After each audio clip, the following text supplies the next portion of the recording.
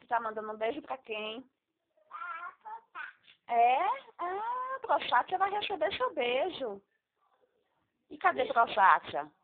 Ela tá doente, porque ela tá no hospital.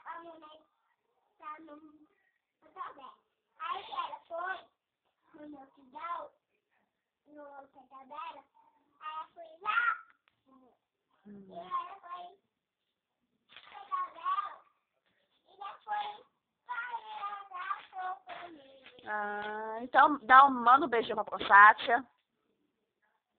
Não, não é assim. Fala beijo, Prosátia. Beijo, papai. E você vai falar mais do que pra ela? O que você vai falar mais pra Prosátia? Eu vou andar no peixinho. E o coração? Me amo. Tá, te amo também, é.